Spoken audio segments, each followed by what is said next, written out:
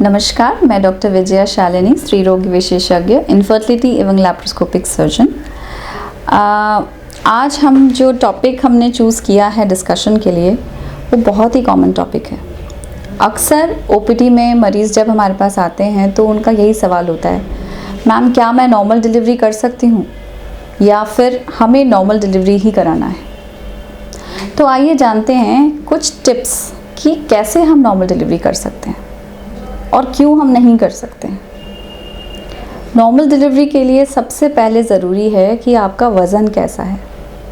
Pregnancy के दौरान आपको घी नमक का परहेज़ रखना है, हरी सब्जियां, सलाद, फल फ्रूट वगैरह ज़्यादा खाना है ना।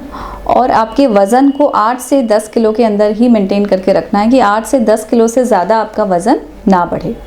अगर आपका वज़न बहुत ज़्यादा बढ़ जाता है प्रेगनेंसी में तो आपको डिलीवरी और लेबर में दिक्कत का सामना करना पड़ जाता है। फिर आगे बात आती है स्ट्रेस की।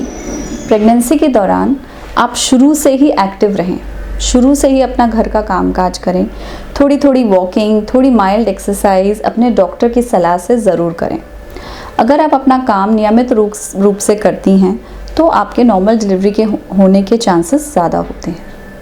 अगर आप बेड रिडन होती हैं तो आपको डिलीवरी में दिक्कत आती है।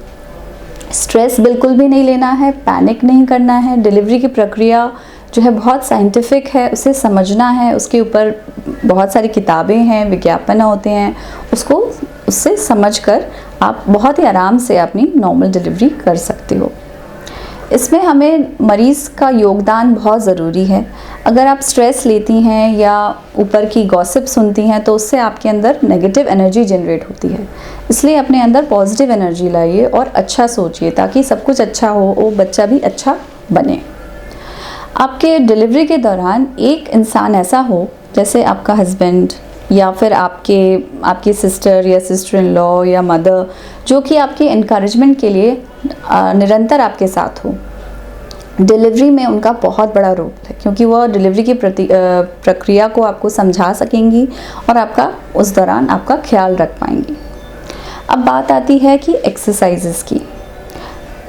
36 वीक्स के बाद कुछ ऐसे एक्सरसाइजेस हैं जो हम आपको एडवाइस करते हैं। कुछ ऐसे एक्सरसाइज जैसे कि पेल्विक फ्लोर एक्सरसाइजेज हैं, कीगल्स एक्सरसाइज हैं, स्क्वाट्स करने को आपको बोलते हैं कि आप स्क्वाट्स करना शुरू करें। डक वॉकिंग, जैसे कि आम भाषा में हम कहते हैं आपको कि घर पे पोछा लगाया करो। उससे क्या होता है, बच्चे का सिर जो है नीचे आने लग जाता है और दर्द बनने की प्रक्रिया जो है वो शुरू हो जाती है। अगर आप दर्द के साथ हॉस्पिटल आती हैं, एडमिट होती हैं, तो आपकी नॉर्मल डिलीवरी की चांस बहुत ज़्यादा बढ़ जाती है। तो नॉर्मल डिलीवरी आप बिल्कुल कर सकती हैं, लेकिन इसमें जो इम्पॉर्टेंट चीज़ फॉलो करने की है वो है ब्रीदिंग एक्सरसाइजेस। जब भी आप लेबर और डिलीवरी में आती हैं तो अपने आप को स्ट्रेस न दें।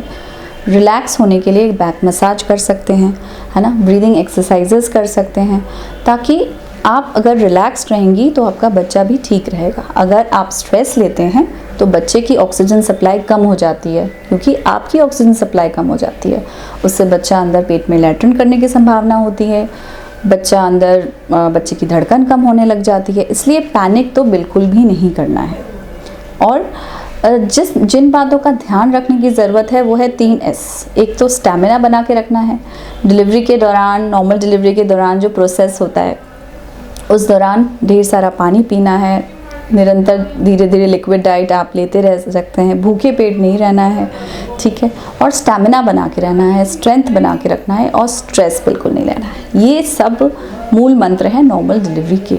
अगर आपने इनको फॉलो किया है तो आप ज़रूर नॉर्मल डिलीवरी से बच्चा पैदा कर सकती हैं। आशा करती हूँ कि इस छोटे से टिप्स से आपको काफ़ी लाभ हुआ होगा और आप अपने डिलीवरी के लिए बिल्कुल तैयार होंगे। All the very best. Thank you.